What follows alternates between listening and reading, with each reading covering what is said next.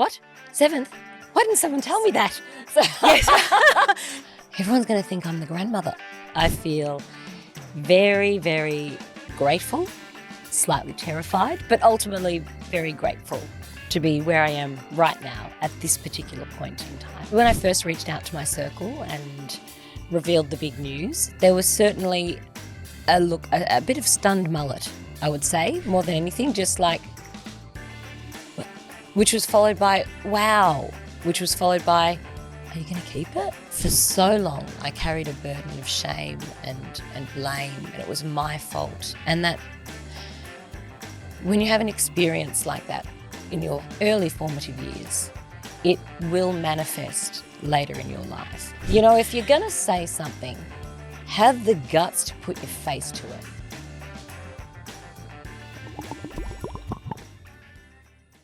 Madeleine West, welcome to the Stellar Podcast. Thank you so much for having me, Sarah. It's lovely to see you, and I want to start our conversation by saying to you, not only as a Stellar cover star today, but as someone that I have known over the years since you were first on Neighbours back at the turn of the millennium. Congratulations, Madeleine, on the soon looming arrival of your 7th baby. What? 7th? Why didn't someone tell me that? So, Yes. Hate to break it to you. Yes, 7. Yes. Yes. Big news. Big news. I'm still pinching myself. I still get fresh moments of shock every now and then, but I feel very, very grateful, slightly terrified, but ultimately very grateful to be where I am right now at this particular point in time. You went public with the news on your social media platform on Instagram back in January. And today, along with being on the cover of Stellar and talking to me, you've also written a really wonderful column with your observations about the reaction to the pregnancy. And you start off by saying that you'll admit that when you first saw those 2 blue lines on the ubiquitous wee stick, you thought maybe that's a menopause symptom no one has discovered as yet. Well, I just wasn't sure because, you know, when you're entering perimenopause and menopause, your hormones are going all over the place. And I thought maybe I'm just having an estrogen surge or something that's registering as a pregnancy. But no, I was most definitely up the duff. But it's not certainly not something that a woman in her later, like second half of my 40s now, was expecting to see. And it's certainly not something that society discusses at large. And if anything, this particular cohort, these women having babies in their 40s, and now that I'm joining their ranks, we feel very alone because ostensibly we're kind of invisible in the social discussion. There's so much conversation and worthy, warranted and long overdue conversation about menopause and why we have menopause and what the symptoms are and what it means and what we need in order to navigate the change and come out as our best, vibrant, happiest and healthiest selves. But by the same token, we're ignoring the very real fact that the rate of women having babies in their 40s is increasing. And so it felt like a really lovely opportunity to reach out and say, you know what, here I am. I didn't expect to be here, but I'm certainly not alone and you're not alone either. So let's start this really worthy conversation. And the fact that you have started this really worthy conversation and you already have done during the course of this pregnancy and possibly culminating today in being on the cover of Stellar and in conversation here and writing this column just ahead of the arrival of this 7th beautiful baby of yours, is that you have ignited a conversation and shone a light on what, as you say, Madeleine, is something that we don't talk about enough. There are so many women increasingly in their 40s becoming mothers, and yet you do feel like you're in the minority. And some of the reaction certainly has, I imagine, affirmed that. Tell me a little bit about the reaction and the initial surprise, even from your loved ones, and we could talk a bit more about the wider public reaction, for better or worse, from total strangers who feel they know you, but from those in your circle. Because again, you write about this in your Stellar column today. Initial surprise, maybe shock, and then really the acceptance, but I mean, it's an overused word, but genuinely being, I think, a story of inspiration to a lot of women. I certainly hope so, because we see for a multitude of factors, we are delaying parenthood as a society. So when I first reached out to my circle and revealed the big news, there was certainly a bit of stunned mullet, I would say, more than anything, just like, which was followed by, wow, which was followed by, are you going to keep it? And that, of course, opened up the conversation about it's going to be so hard, that the financial constraints, and you're just at this point of ostensibly freedom and getting out there and doing what you want. And of course I had many dark nights of the soul, but my response was very much, but I am doing what I want, and that is living and breathing, and the presence of another extraordinary little human. I don't see curtailing that. I strive really hard to not see parenthood or motherhood as a limitation on my capacities. It's something that adds to it exponentially. It exposes me to different sectors of society that I might never have met, whether it's in the playground or the playgroup or at swimming lessons or whatever. But for me, it's always a joy, and I've learnt so much from my children, and this is an extension of that curiosity. So all of my friends and family are so very supportive of this miraculous pregnancy. But by the same token, there was a real sense of, well, you do realise how hard it's going to be, and we worry about you, et cetera, et cetera. And I suppose that is bred by the medical institution's insistence on calling it high risk. And I'm the first person to say, yes, definitely it is high risk, but pregnancy itself is high risk. And in many societies, it's still the number one risk factor for neonatal and maternal mortality. We can't ignore that. And the whole algorithm around gestating a baby and giving birth to a baby, it's pretty lousy when you think about it. It's certainly not easy. But in this age of extraordinary medical intervention, and also coming into an era when we take better care of ourselves, that we can't really ignore the fact that, yes, it's got that great big bright fluorescent label, high risk, but we are now, our life expectancy has doubled from when it did, say, in like medieval times. And with that, I think we can expect that our fertility will extend as well. And the statistics show that teen pregnancies are dropping, but pregnancies in their 40s are rising. And yet, like me, I'm pretty sure anyone who is in my shoes currently is going, everyone's going to think I'm the grandmother. And I think a lot of that comes down to visibility. Society is driven by what we see. And the majority of media agencies still propound images of what pregnancy should look like that no pregnant woman can relate to. Madeleine, you talked about the label of high-risk pregnancy, and another label that is slapped upon women, actually from 35 onwards, is geriatric pregnancy. I knew that was coming. At a time when so many women, with their first pregnancy, often in their mid to late 30s, geriatric? Does that mean I need to pull out a Zimmer frame? How do I juggle that with the pram? It's such a ludicrous label. Ludicrous. And so many women are like, well, am I driving to the maternity ward, or am I driving, to the sort of retirement home? Exactly. It's such a disconcerting label, and of course a medical label. And so really wanted to ask you about that, because when, your children now will be ranging in age for over 20 years. So when we're talking about the spectrum of motherhood, from first-time motherhood through to seventh-time motherhood, you were really a relatively young first-time mum by modern Australian standards. And so you didn't have that shock that a lot of Australian women get by having their first pregnancy labelled a geriatric pregnancy. Of course, at 45, it's very much in the medical definition of geriatric pregnancy. And truly. Well and truly. How has this pregnancy felt differently? It's such an interesting question, because as I'm the first to say, it feels more physically taxing, but that could also be because my body's already carried around 6 babies. So everything's kind of going, oh, crikey. It's like when you need to flip your mattress because you've been sleeping on it for too long, or the car needs a service. I'm pretty sure I'm in that era right now.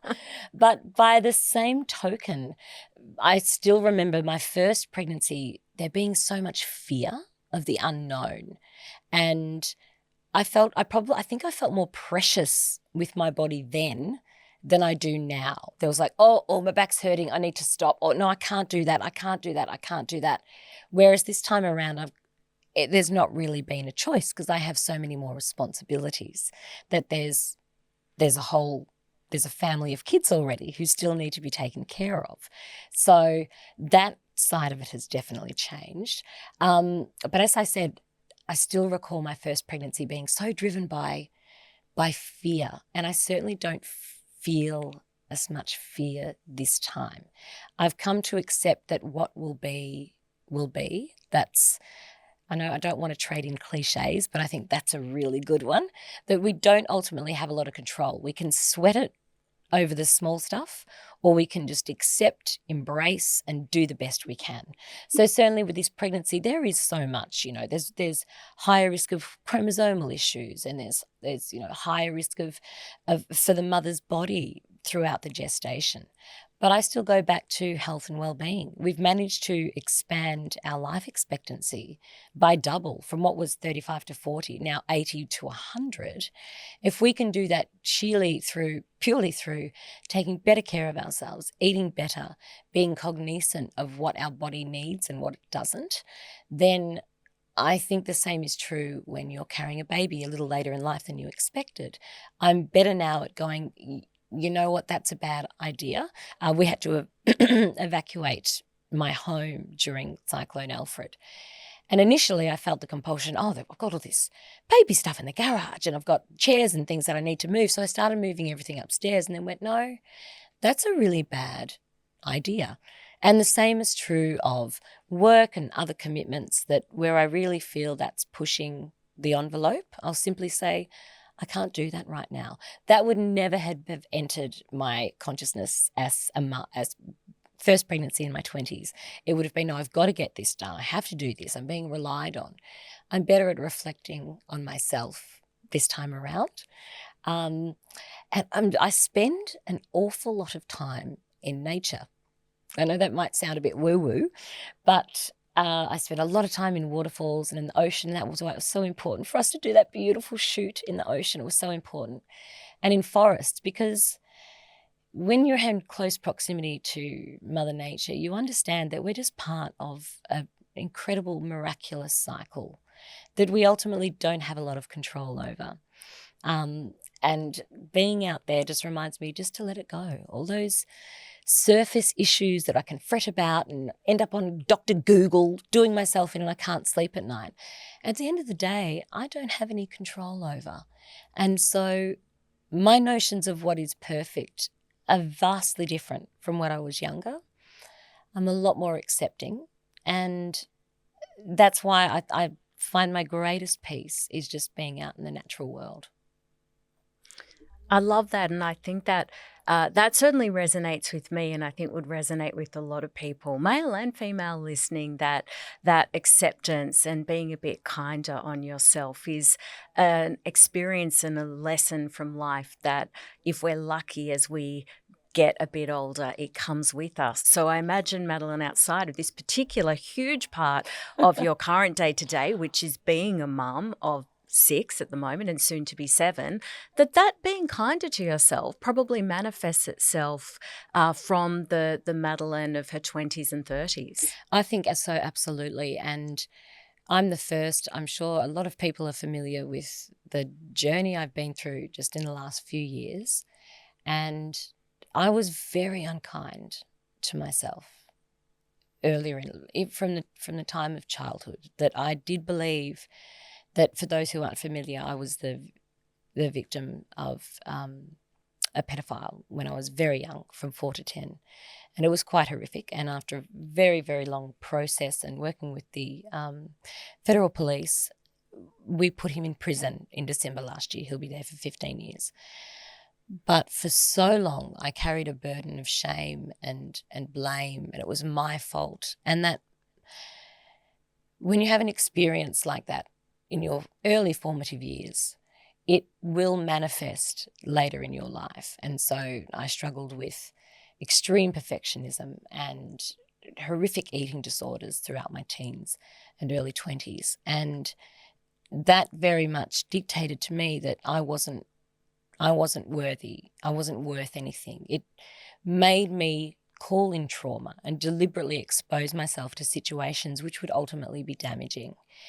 And what I have learned through going through the process of, yes, seeking justice, but also seeking healing. I don't believe in healing as a wellness term. I believe that we learn to recognize our trauma and we learn to tolerate it. We learn to navigate the triggers so that life becomes tolerable, because for so long it wasn't.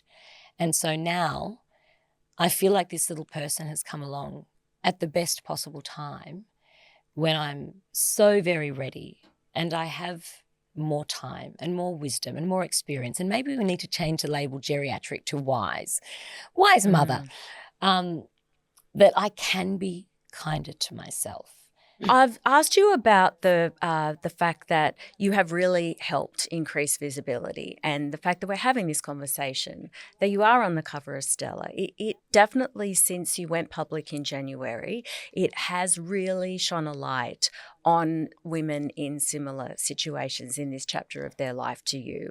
But I would, of course, have to call out or give you an opportunity to respond and talk about the flip side of that. Yeah. So the judgment, the unsolicited opinions.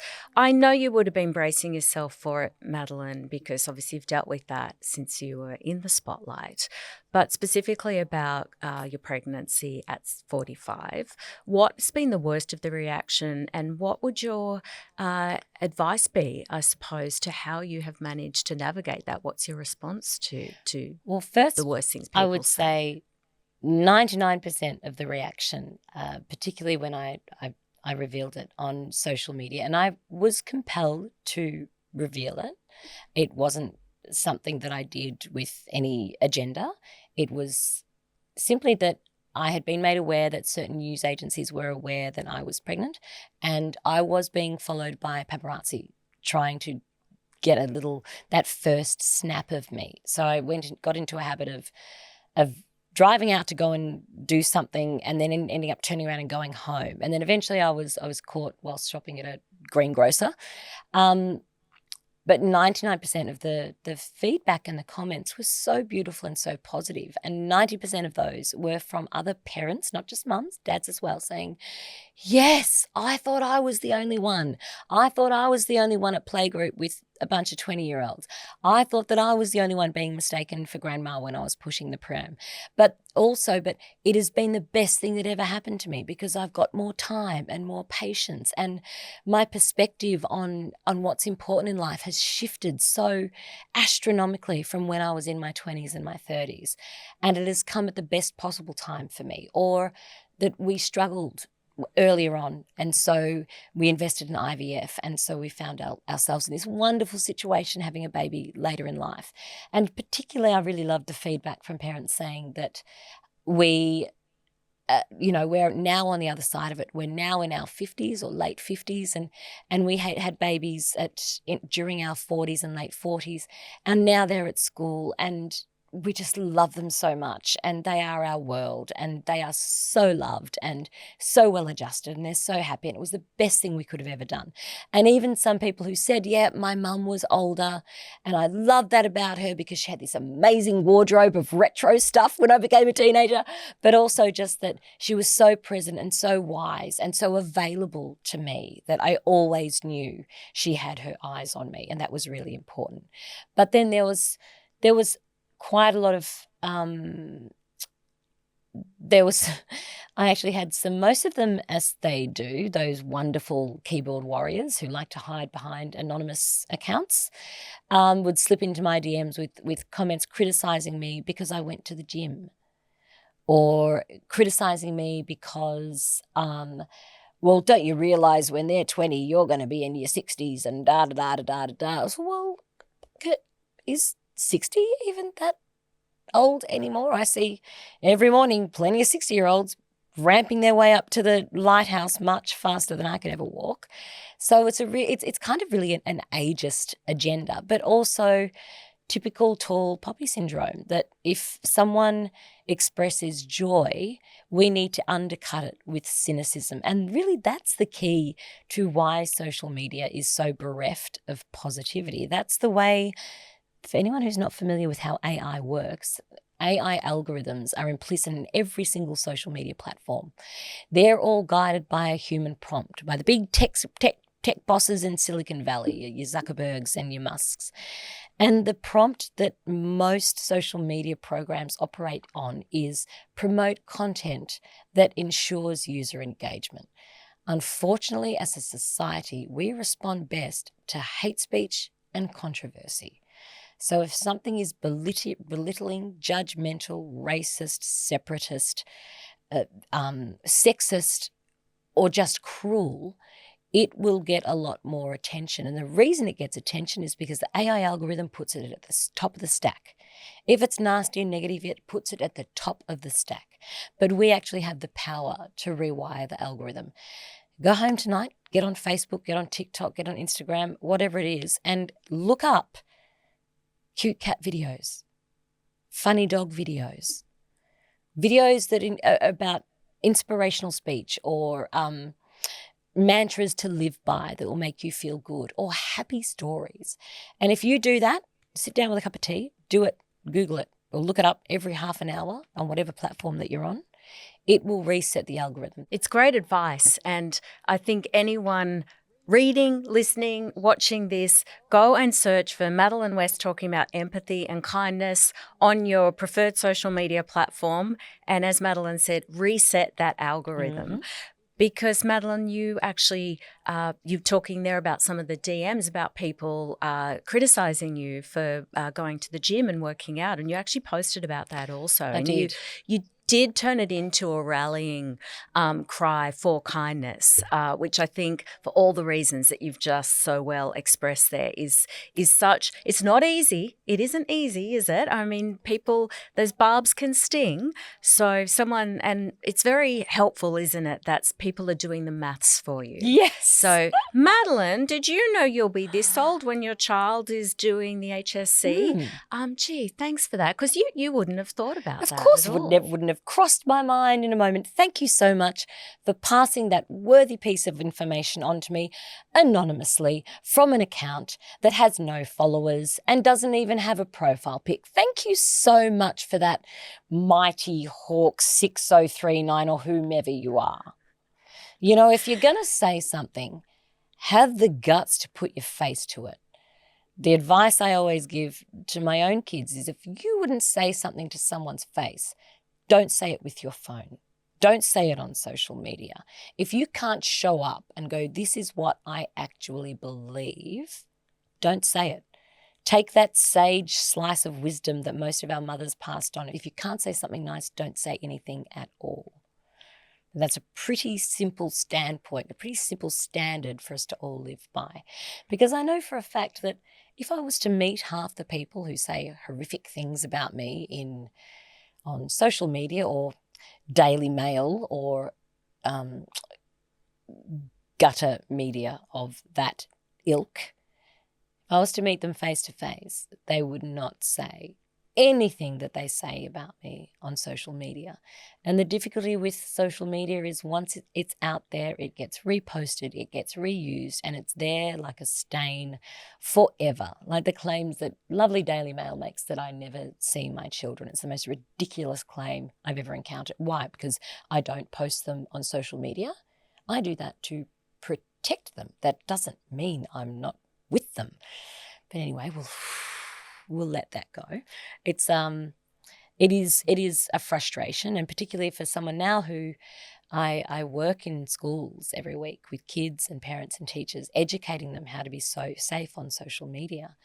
And I see the direction that we are heading. I see it I'm at the coalface of it, because it's kids coming up to me, making disclosures of cyberbullying, of sextortion, of non-consensual deepfakes, the horrific things that are exclusively available through online engagement, through social media. I see where we're heading as a society, and I fear for the future. I really do. I'm only one person. I can't be in every school every day. And we really do need to institute a recognition of how important kindness and respect is. And that the onflow of that will be not just kindness and respect in our day-to-day engagements, but how we behave online. Because how we as citizens behave online dictates the algorithm, dictates what we are seeing, dictates what our kids are being exposed to.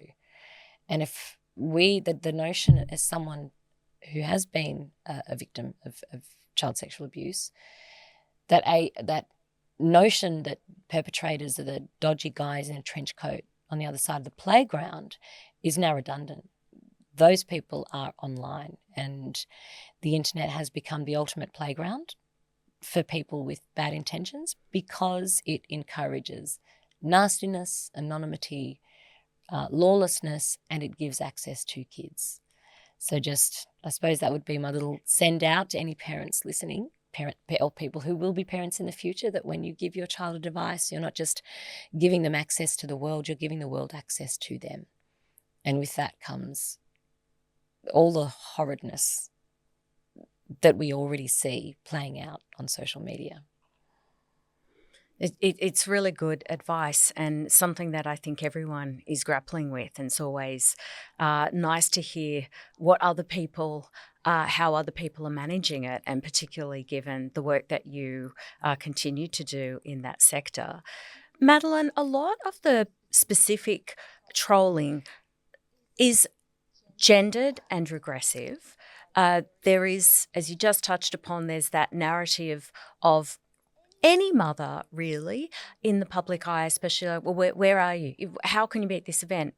Why is there a photo of you there? I don't see your kids. So where are your kids? So, we never ask that in our society of fathers. It's still this old dated notion that we put to mothers, but also the gendered aspect of you being criticised by some people for working out and going to the gym. And as you called out, you absolutely.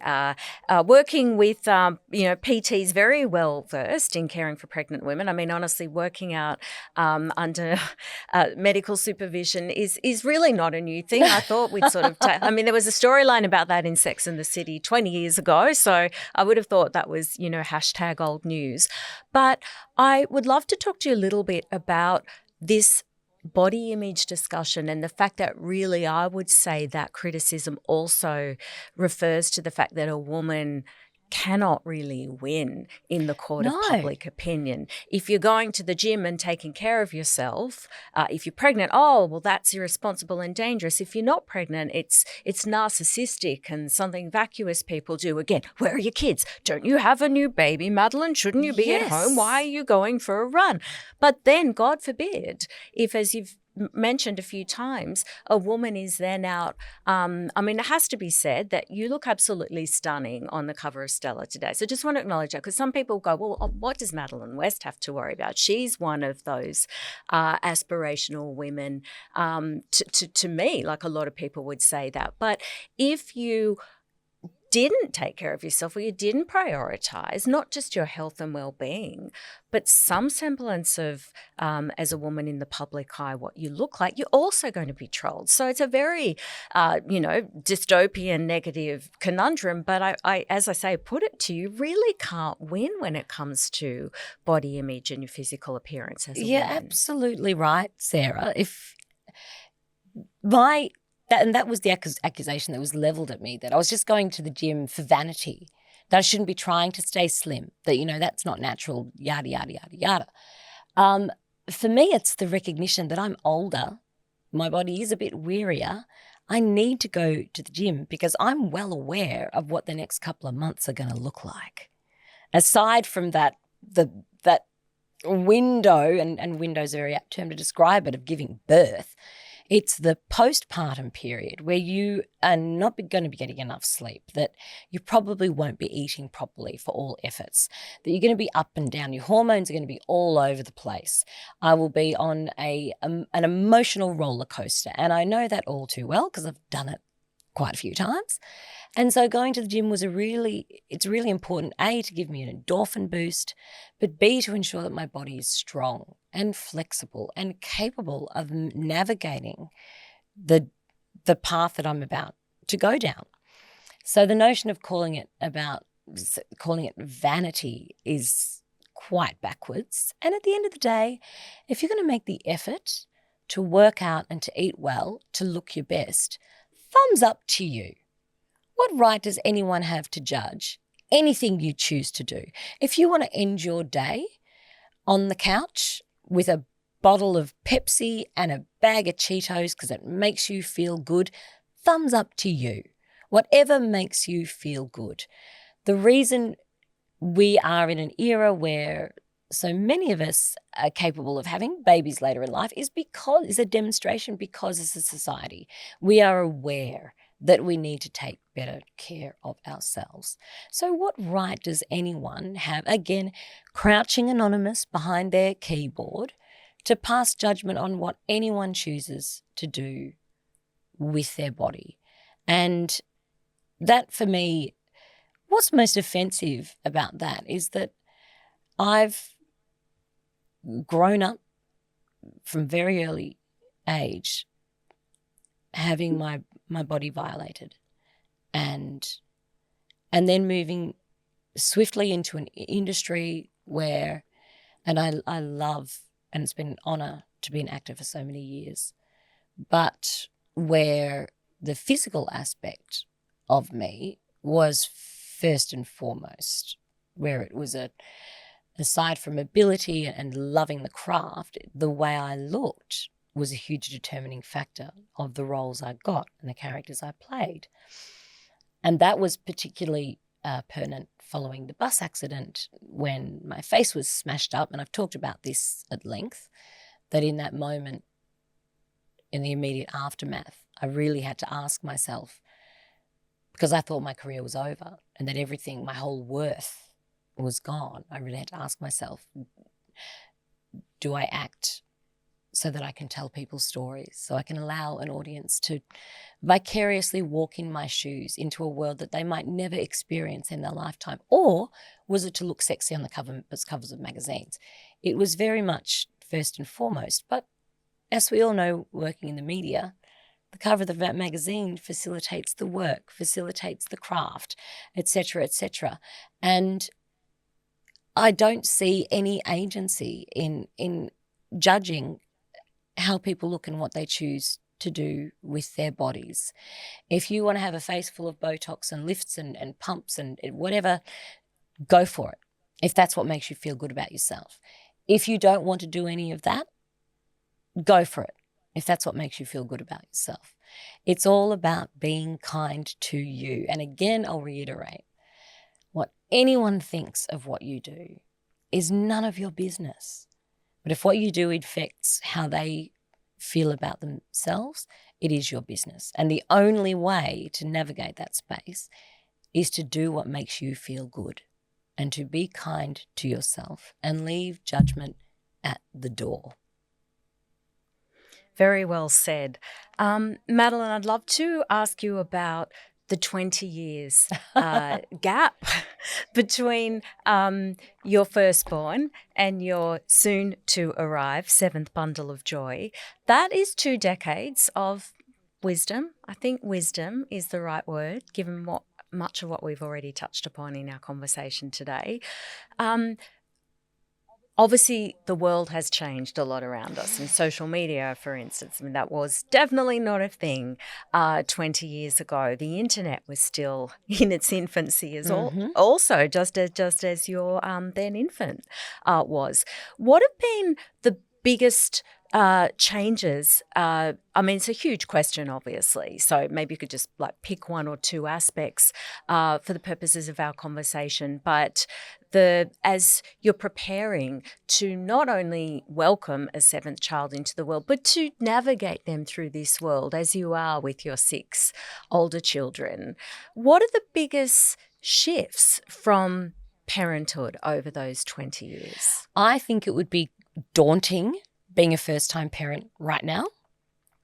The social media aspect certainly plays into it. 20 years ago, I would never have considered posting anything about my pregnancy or my children. I didn't even have an account 20 years ago. So this is a new thing, but also the sheer amount of stuff that you're told and made to feel that you need. It's the timing is actually quite hilarious that my beautiful sister has just had her first, and here I am on my 7th. And I know that she has told me that she just has to switch off because there's so much stuff on Instagram. There's belly pillows and there's personalized stamps and there's glow-in-the-dark bottle heating mechanisms that you can leave by your bed. And there's ergonomic prams that will rock your baby to sleep, and just the sheer amount of stuff. I did go into baby bunting a couple of weeks ago and had to make a swift exit. I was just overwhelmed by the amount of stuff. So yes, I've picked up a few things, but I'm much better at grading what is necessary. Do you need a separate bulky change table with a drawer system that plugs into your Wi-Fi so the nightlight comes on and music plays prompted by the baby crying? No, you don't. Do you need a fancy cot that will rock the baby to sleep and sit by the bedside and have a monitor built in so you can see if the baby draws a breath? No, you don't. You could put a baby to sleep in a bottom drawer if you really needed to. Are all these newfangled things necessary? No. Do we want them because they look cute? Yes, we do. So I've kind of had to block, because now, because of the algorithm, my Insta feed and Facebook feed is full of pregnancy stories, which is beautiful, but also with pregnancy paraphernalia, none of which I understand. I can barely attach an email, attach a document to an email and send it seamlessly. I can barely do that. So how the heck am I going to manage all of these contraptions that require Wi-Fi connection and passwords and do? I'm just not. I'm not going to do any of that. So I think I'm much better at screening what is actually necessary as opposed to what is not necessary. But it was a bit daunting at first, Sarah, because I've given away everything. I didn't have a single thing, not even a little booty, which I shouldn't bring that up because when I look at them, they make me cry. So I really had to start over again. And I like to think that I've been practical. I've bought a really gorgeous crib that will turn into a cot, that will turn into a bed, that will turn into a table and chairs. So there you go. That's at least 12 years taken care of right there. And then just a few bits and pieces. I had a beautiful mother's blessing recently, and the gift that I was given was something that I've always wanted, which is a proper rocking chair or a glider. That for me is such a luxury and something that I craved with my earlier bubs, to be able to sit in something and just rock. So that has been my big luxury expense on behalf of all the beautiful women in my life whom I can't thank enough. And they have been such a rallying point and such a support for me that this is, when we talk about women showing up for women, this is the ultimate of that. And they've already planned a roster. They're all going to cook meals for me and bring them over and babysit the other kids. And we've got activities planned and all of that. And that is actually something quite lovely in my particular demographic, that most of my beautiful mum friends have their babies are older now. They're in the later years of primary school or high school or have left the nest. And for them, they all can't wait to get their hands on a baby. They can't wait to get their hands on and do a little bit of grandparenting practice before they actually have to take on the full responsibility. So I'm surrounded by all these open arms who are waiting to hold me. And that was not something that I experienced in my first first, second, third, fourth pregnancy even, because most of my friendship group were also in the trenches with me. So as a collective, as a coalition of women, we all have each other's backs. I can't wait for them to meet this little person and for that little person to be a part of their lives as well. I really do feel that this baby will be brought up by a village, and that's how it's meant to be. So many of the pressures of motherhood circle around the notions of perfection, that we have to get it all right, that we have to get back to work, that we have to make sure there's still 3 square meals a day on the table and that everything is taken care of and the house looks perfect and there are scented candles and incense lit at all times. The reality of that is impossible. We're not meant to do it alone. So I have such gratitude now in my later years, entering motherhood again, to be doing it with a village around me. And just one thing I found really hilarious. I had my first sort of induction at the hospital last week, and this was something that I've never encountered in any of my other pregnancies. And my darling twins are 10 now, so it's 10 years, that they now recommend collecting colostrum before you have the baby. So you can just have it on hand, just in case there's any complications, or just have a little startup before it comes in. And at the visit, I had a session with the lactation expert who showed me how to milk myself. So she actually showed me how to collect it and to freeze it. And she demonstrated this is how to do it. So I've breastfed all my children, so I know what it is to feel like a bit of a cow, but I've never actually been milked before. This was a new skill. This is one of the new skills that you've learned seventh time around. So good to have, because I didn't know this, but apparently bodybuilders pay thousands of dollars, tens of thousands of dollars for little tiny caps of colostrum because it's so full of nutrients. And I'm thinking, maybe I've got a little side hustle here. Maybe I should get a little selection, a little collection in the freezer to go and then sell it on the black market. So that was That's an right. eye-opener. I like it. So a good little entrepreneurial take there. That's within the course of the 10 years since you were last dealing with the lactation department. And a little tip for, pregnant mothers out there, if you want to have a little side hustle, colostrum's the way to go. But not until you're 37 weeks, because apparently milking yourself can bring on early labour. So we don't want that.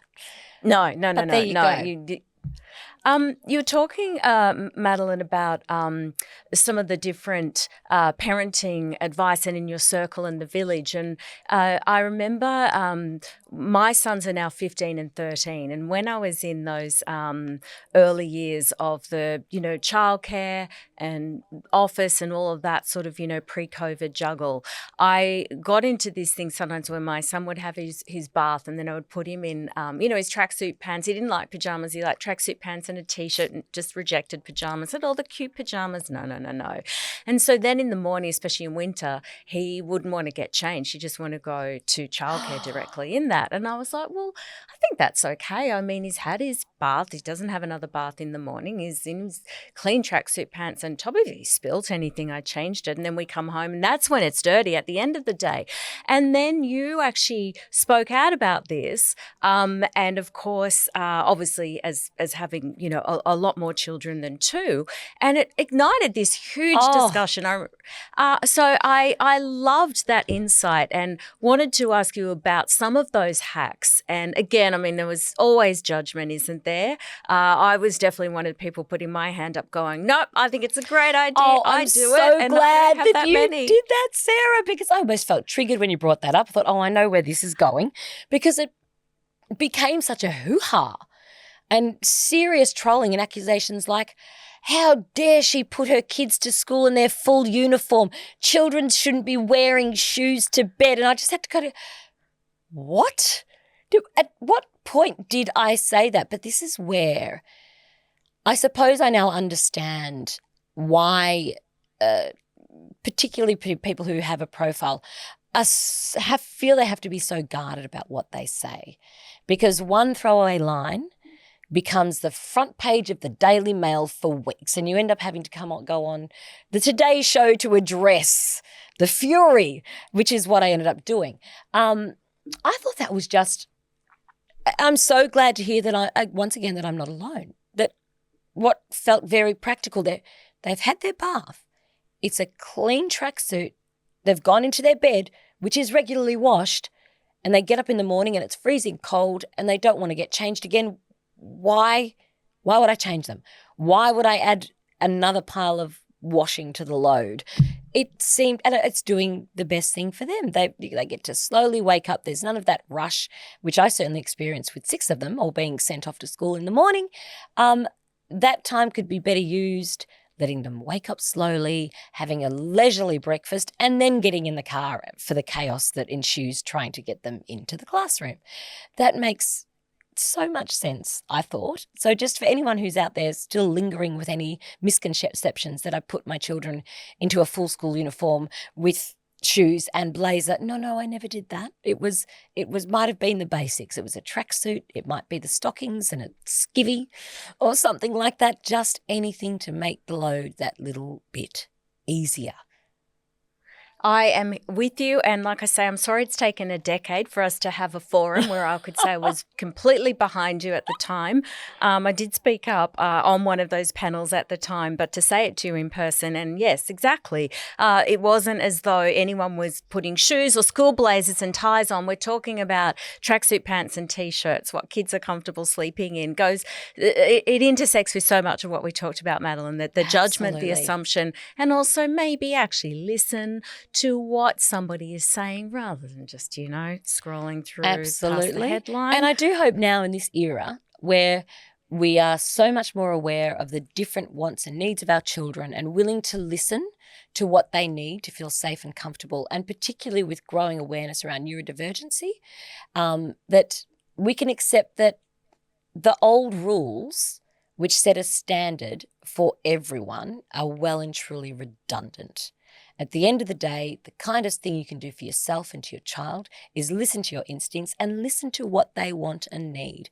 Sure, if they're asking to eat a Kit Kat at 11 p.m, maybe that's not a no-go. But so often our kids are so incisive and so insightful and so intuitive, and they know what is good for them. And if they don't want to wear pajamas to bed, they'd prefer to wear a tracksuit, let them wear a tracksuit. If they don't want to have to wake up at sparrows fart and have to get changed into a full fancy uniform or whatever, just, okay, what are the little bits and pieces that we can do to make that easier? There are so many things that are so more important than investing in what we are being told we should do. How about focusing on what we can do and doing that to the best of our ability, and just ensuring that everyone feels safe and happy?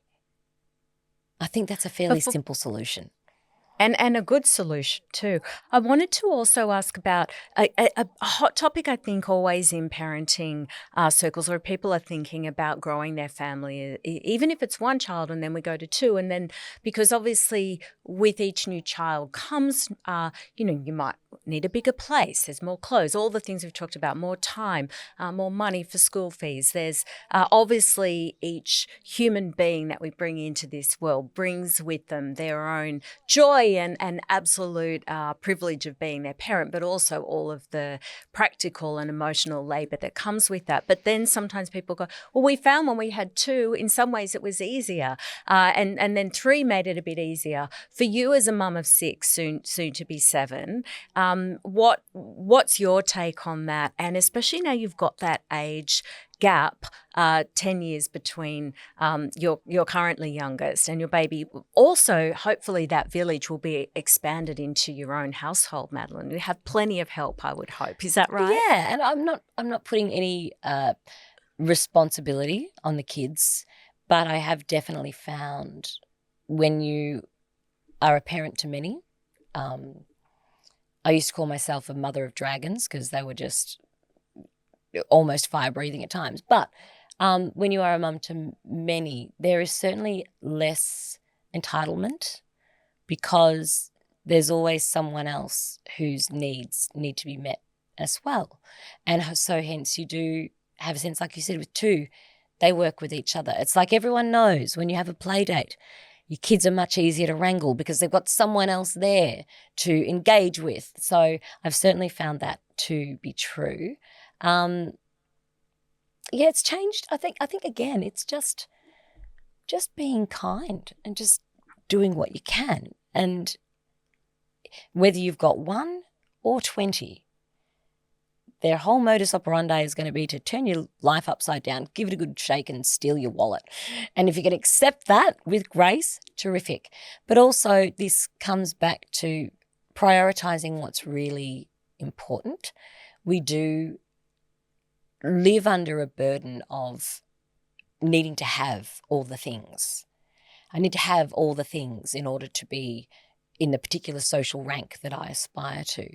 But often I have found the more you have, the more you are bound to that and the more things you need to accrue and to update. And so that means encouraging sharing, encouraging kids to be responsible for purchasing things that they really want, harking back to the days that I think we would appreciate. If you really wanted that bike, you had your chores and they had to be done and you got paid X amount of dollars, and at the end of the year. We do certainly live in a time of immediate gratification, and that's certainly propounded by social media and access to devices where we're constantly getting a dopamine hit just from scrolling and looking at videos and looking at images, which leads to a lack of patience in our everyday life and a desire to have it now, and a sense that we've got to keep up with the Joneses. So trying to reinvent that a little bit and create a stronger sense of cohesiveness in our family and in our villages, that it's not a competition. So what do we really need? And if we can take away some of those stressful factors, then I think the experience is going to be great for everyone. I hope that answered the question. I kind of went all over the place there, but got there in the It end. absolutely did. And I think before we go, just would then like to throw forward a little bit to the future. So as you and I are speaking, you're only a couple of weeks away from your baby being born. You talked about working on your strength, physical strength for the postpartum period. There'll be the immediate, the getting up in the middle of the night and all of that. Again, I hope this lovely baby is kind to you, Madeleine. What are your thoughts, if any, about career and what your life as separate to Madeleine West, mother of 7, Madeleine West, the media personality, Madeleine West, the actor, Madeleine West, who once starred on Neighbours. It's going to make its second time around at finishing up. Its final encore will go to air later this year. We know that they always love tapping some of their most beloved stars and characters from over the years to come back. Madeleine West, the friend, and relatively new auntie with your sister having a baby. Madeleine West, potentially looking for love again. Madeleine West, creating a whole new business maybe. What's your 12-month plan, dare I ask that, of a woman about to go into the maternity ward for her 7th baby?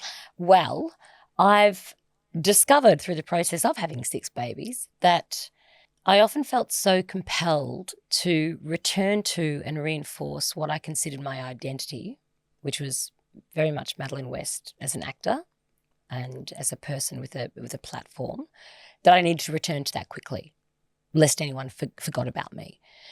That is, I do feel to some degree that I did a disservice to myself and my then partner and my children in feeling the push to go back to work. I was under a contract, and after I had my 2nd baby, I went back to work after 5 weeks. And that was really, really difficult. And I have to say, almost quite traumatic. And so through that journey, I learnt strong lessons about there is no push to go straight back. There is no push to go straight back. And this time around, I'm really looking forward to luxuriating in motherhood on my terms, where I feel I've led an extraordinary life. I've I've had an opportunity to do extraordinary things. And I think any of us who take the time to reflect on our history, our trajectory with a sense of kindness would come to the same conclusion.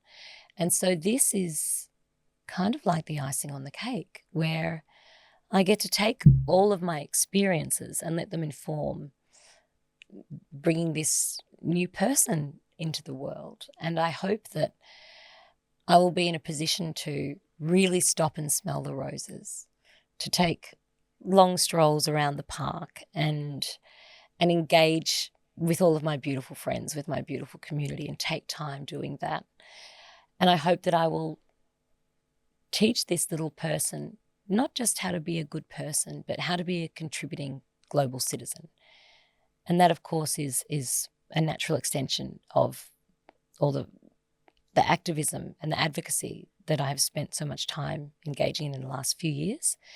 And that won't stop. If anything, bring a new, vulnerable little person into a world that can be quite scary at times. It's certainly informed my desire to continue the work that I have done in terms of child protection and getting those miscreant elements who willfully will hurt our children off the streets, holding them accountable, and also holding the various departments and government agencies who have a responsibility to keep our kids safe, continuing to ensure that they do so and are held accountable where they don't. Because what is our most precious, most vulnerable commodity? It's our children.